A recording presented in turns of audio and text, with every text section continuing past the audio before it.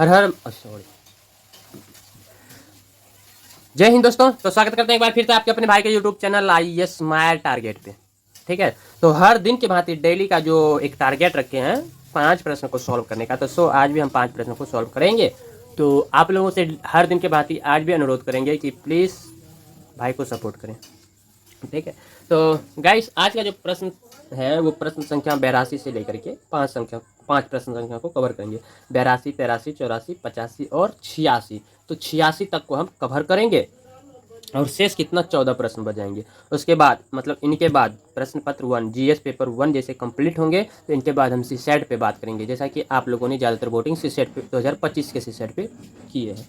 तो आप लोग भी वोटिंग कर सकते हैं, कम्युनिटी पोस्ट पे जाइए, आप लोग भी वहाँ पे वोटिंग कर दीजिए। और डिस्क्रिप्शन बॉक्स में जो है इस वीडियो के इसका मतलब जितने भी वीडियो देखिएगा सभी वीडियो का डिस्क्रिप्शन बॉक्स में सारा वीडियो का एक दूसरे से कनेक्ट कर दिया, ठीक ना। तो प्रत्येक प्रश्न वाइज जो है उनका डिस्क्रिप्शन बॉक्स में लिंक दिया हुआ है, वहाँ से भी क्लिक करके आप लोग देख सकते हैं। ठीक है, तो लगभग ये 24 का तो क्लियर कर ही लिए हैं GS 1 को, और 25 भी लगभग क्लियर होने ही वाले हैं। तो ये 25 मई में ही एग्ज़ाम हुआ है ये पेपर, तो उन्हीं को हम सॉल्व कर रहे हैं। तो देखिए 24 का जिसे ये कंप्लीट होंगे 24 का आंसर जो हम दिए हैं वो और ऑफिशियल वेबसाइट का आंसर की दोनों एक जगह कम्युनिटी पोस्ट कर देंगे। उसके बाद 25 का हम जो अभी आंसर दिए टोटल एक जगह मतलब क्रमबद्ध तरीका से एक लाइन से 100 तक लिखेंगे, उसके बाद आंसर दे देंगे। तो ऑफिशियल अभी तक तो 25 का आए नहीं, तो हम अपना जो दिए हैं वो कम्युनिटी पोस्ट पे कर देंगे। तो जब आएंगे ऑफिशियल तो उस टाइम हम मिलाएंगे, तो उस टाइम हम अनुमान लगा लेंगे कि हमने कितना सही सॉल्व किए हैं। ठीक है,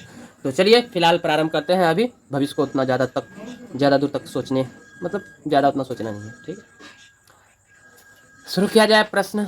तो शुरू किया जाए, आप लोग भी स्टार्ट हो जाइए अपने पास कॉपी कलम ले करके, क्योंकि जो भी इम्पोर्टेंट बातें हम बोलेंगे उनको आप लिख भी सकते हैं। ठीक है, क्योंकि ये PYQ है, ये तो सभी के लिए बेहद ज़रूरी है।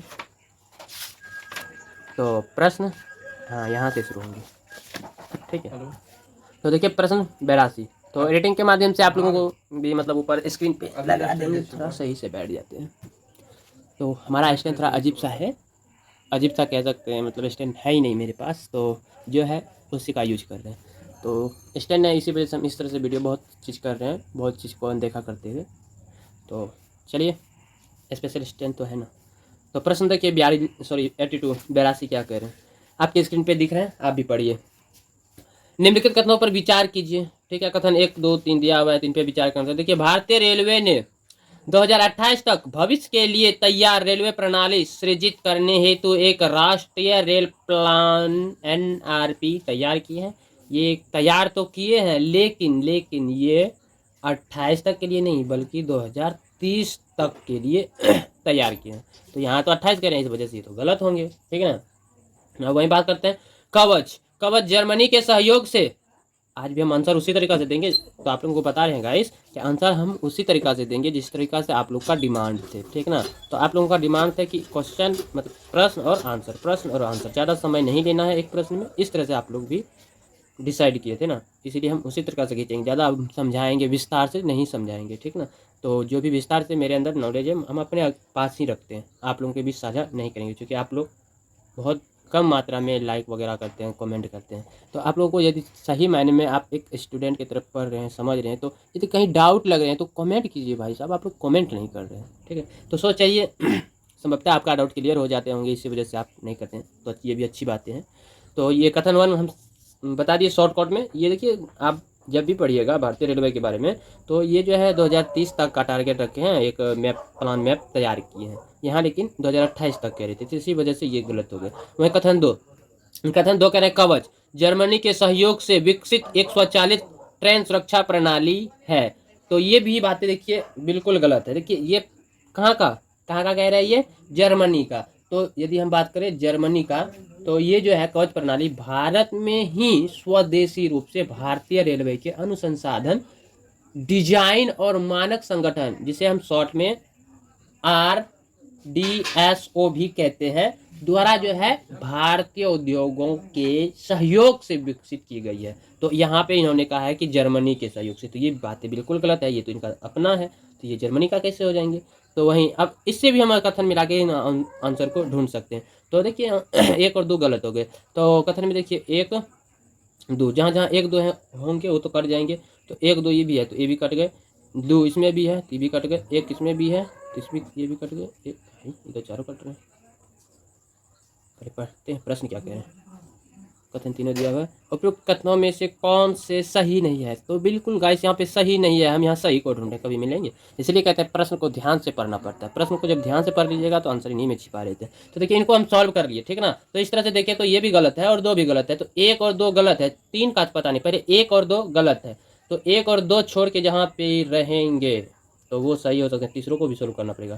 तो देखिए तीसरा क्या कह रहे हैं, कवच। कवच प्रणाली में स्टेशन सेक्शन के ट्रैक पर लगे हुए RFID टैग होते हैं। ये बातें बिल्कुल सही बात है, लगे हुए रहते हैं। तो ये जो है पटरियों पर RFID यानी कि इनका फुल नाम है, यदि हम कहें तो इनका फुल नाम होता है रेडियो फ्रिक्वेंसी आइडेंटिफिकेशन, ठीक ना, आइडेंटिफिकेशन। तो ये जो RFID टैग लगाए जाते हैं जो ट्रेन की सटीक स्थिति और दिशा जानने में मदद करते हैं। तो ये टैग स्टेशन खंड सहित पूरे ट्रैक पे लगे होते हैं। तो पूरे ट्रैक पे लगे हुए रहते हैं, ठीक है। तो इस तरह से ये बिल्कुल सही बात है। तो 1 2 गलत है, तो यहाँ कौन सही नहीं है उनको चुना। तो 1 2 सही नहीं है, तो 1 और 2 कहाँ में, ए में, तो ऑप्शन इनका सही जवाब देगा। क्लियर है, कोई डाउट? No doubt. प्रश्न संख्या आगे बढ़ते 83 पे। देखिए प्रश्न संख्या 83 क्या कह रहे हैं। प्रश्न संख्या 83 क्या है, निम्नलिखित अंतरिक्ष मिशनों पर विचार कीजिए। अंतरिक्ष मिशन है उन पर विचार करना है, और 1 2 3 को दिया हुआ है, उसके बाद आगे पेपर देते नहीं तो गड़बड़ा जाते हैं। तो उपरोक्त अंतरिक्ष मिशनों में से कितने सूक्ष्म गुरुत्व यानी कि माइक्रोग्रेविटी विषयक अनुसंधान को प्रोत्साहित और समर्थित करते हैं। तो यहाँ पे क्या कहें, सूक्ष्म गुरुत्व यानी कि माइक्रोग्रेविटी को जो है प्रोत्साहित और समर्थित करता है, तो इनसे रिलेटेड होना चाहिए। तो देखिए यहीं पे हम बात करें कथन ए में जो है एक्सियोम 4। तो एक्सियोम 4 जो है यह एक अमेरिकी निजी अंतरिक्ष कंपनी है, और यह जो है बिल्कुल पूर्ण रूप से सूक्ष्म यानी कि माइक्रोग्रेविटी विषयक अनुसंधान को प्रोत्साहित भी करता है और समर्थन भी करता है, ठीक है। तो इसलिए ये बिल्कुल सही बात है। वहीं दूसरा कह रहा है स्पाइडेक्स जो है ये कहाँ का है, आप लोग कमेंट करके बता सकते हैं। तो चलिए हम ही बता देते हैं। तो ये स्पाइडेक्स जो है भारत का ही है। तो भारतीय अंतरिक्ष अनुसंधान संगठन, ये जो अनुसंधान भारतीय अंतरिक्ष अनुसंधान संगठन इसरो जिसको कहते हैं, तो इसरो द्वारा विकसित एक रोबोटिक मिशन है।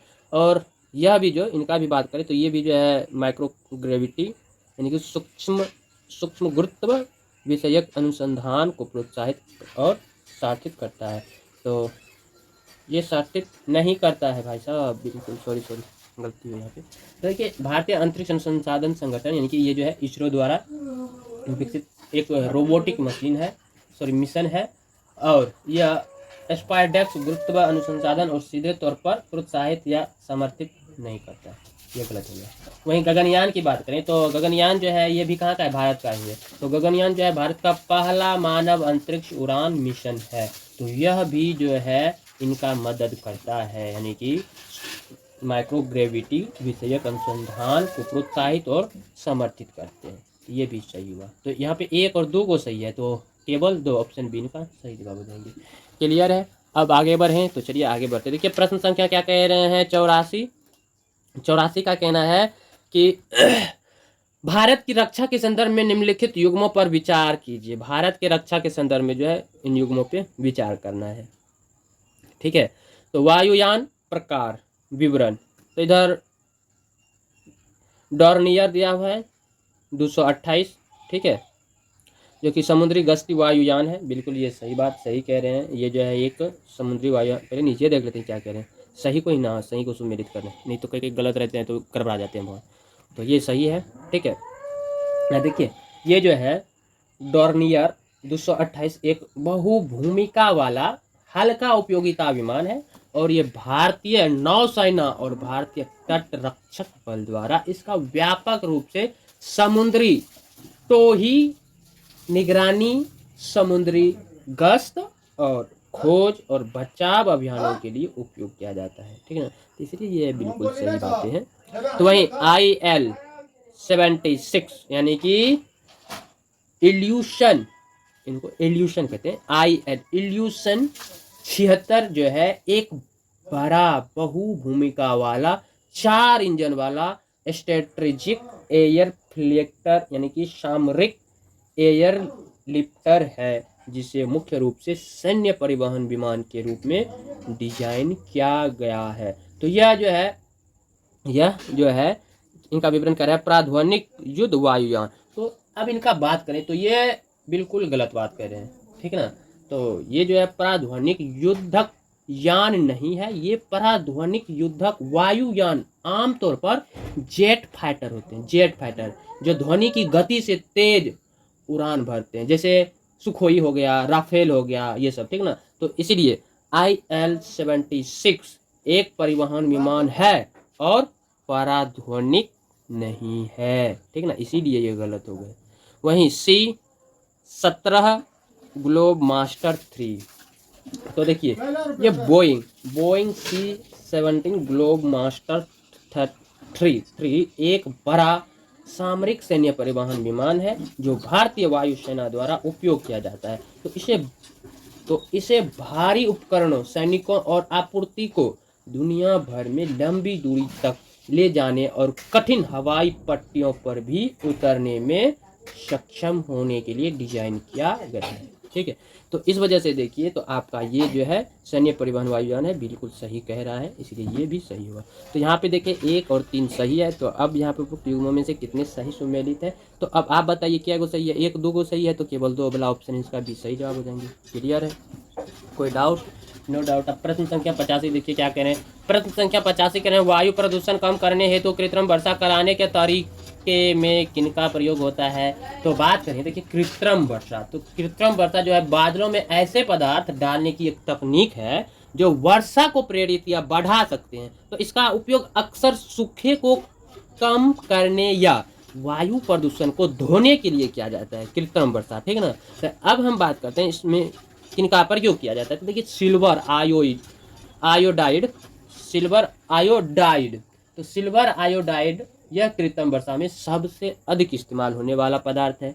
तो और दूसरा बात करें तो वही पोटेशियम, ठीक ना, यहाँ पोटेशियम भी है। तो पोटेशियम जो है पोटेशियम आयोडाइड का उपयोग भी कुछ हद तक सिल्वर आयोडाइड के रूप मतलब के साथ में, रूप में नहीं, उनके साथ में या उसके विकल्प के रूप में किया जाता है, ठीक है। और दूसरा किया जाता है कि ठोस कार्बन भी होता है, ठोस कार्बन डाइऑक्साइड, ड्राई आइस, ठीक है ना, ड्राई आइस का भी उपयोग किया जाता है। तो ड्राई आइस से यह भी एक प्रभावी एजेंट है, खास करके ठंडे बादलों के लिए। यह बादलों को बहुत ठंडा कर देता है और जिससे संघनन और बर्फ क्रिस्टल का निर्माण होता है, ठीक ना। तो अब ऑप्शन में देखिए यहाँ पे सिल्वर आयोडाइड और पोटेशियम आयोडाइड का है, तो मतलब बिल्कुल ऑप्शन ए इनका सही जवाब हो जाएगा, क्योंकि ये दोनों ही पदार्थ कृत्रिम वर्षा में उपयोग किए जाते हैं। तो विशेष रूप से ठंडे बादलों में सिल्वर आयोडाइड मुख्य है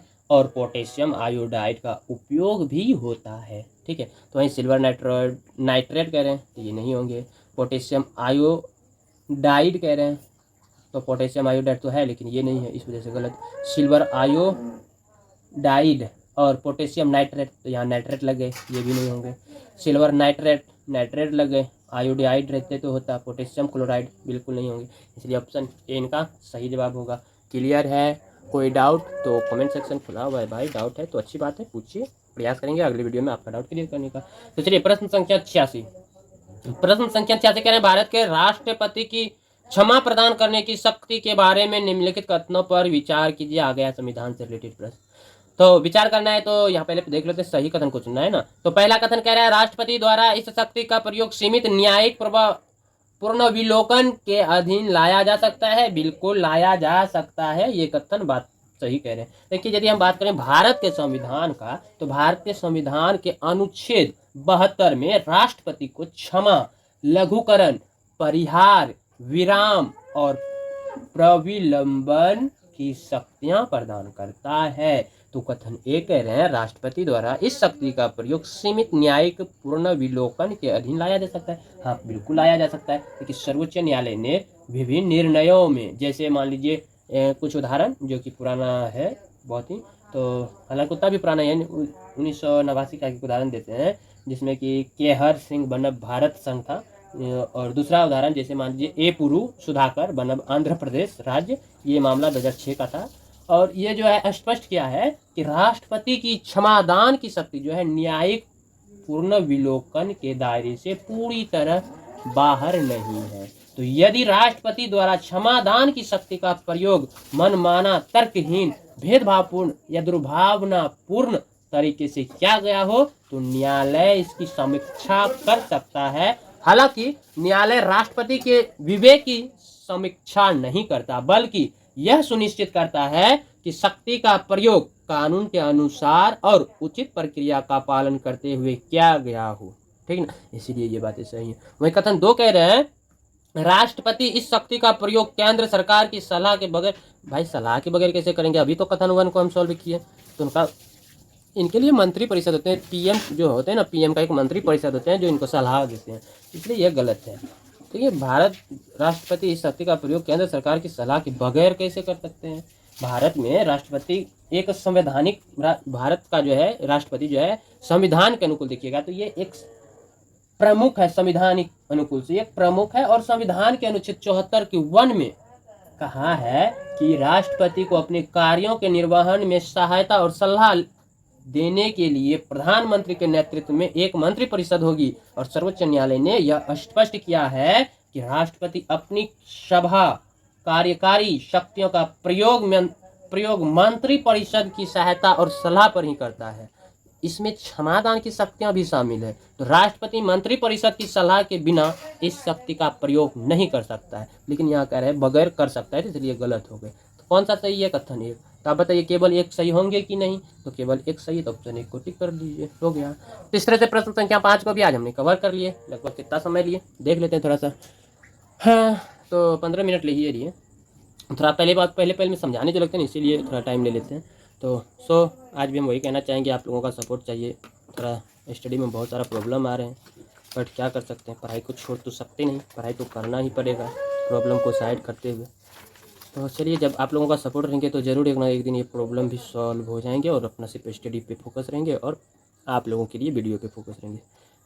चलिए गाइस, बस उम्मीद यही करेंगे। अब देखिए आगे का जो प्रश्न है, प्रश्न 87, 88, 89, 90 और 5 प्रश्न सॉल्व करना है, तो 91 तक लेकर चल जाइए। ठीक है, तो 91 इन 5 प्रश्न को कल हम सॉल्व करेंगे। तो उम्मीद करते हैं आप लोग भी ऑफिशियल वेबसाइट से प्रश्न को डाउनलोड कर लीजिए और 5 प्रश्न को सॉल्व करने का प्रयास कीजिएगा या देखने का प्रयास कीजिएगा। थोड़ा सा समय निकाल कर देख लीजिएगा। बाकी आप अपना जो सब्जेक्ट स्टडी कर रहे हैं वो स्टडी कीजिए, नोट्स बनाइए, क्लास कीजिए, सारा चीज़ कीजिए जो भी आपका दिनचर्या है। तो हम भी अपना दिनचर्या का इधर पालन करते हैं। तो बस यही 15 से 20-25 मिनट, यानी कि कह सकते हैं आप लोगों के लिए आधा घंटा निकालते हैं। उसमें से 15 मिनट एडिटिंग कर लिए रख लीजिए, उसके बाद अपलोड करके मोबाइल को साइड कर देते हैं। कब अपलोड हुए, क्या हुए, नहीं हुए, पता नहीं। ठीक है, तो इस तरह से 45 मिनट रख लीजिए मोबाइल के लिए, उसके बाद हटा दीजिए। जब क्लास है आपका मोबाइल में तो तब क्लास के लिए मोबाइल को लीजिए, फिर क्लास के लिए हो गया। ज़्यादा ताल्लुक नहीं बढ़ाना चाहिए, ज़्यादा हानिकारक है। तो इस तरह से 5 प्रश्नों को सॉल्व किए और आप लोग भी कीजिए। बाकी आप लोगों का अपना रूटीन फॉलो कीजिए। मिलते हैं फिर कल। लव यू, तब तक के लिए बाय बाय। जय हिंद, जय भारत। एक बार आप लोग थम्स अप कर दीजिएगा प्लीज़। Bye, good night.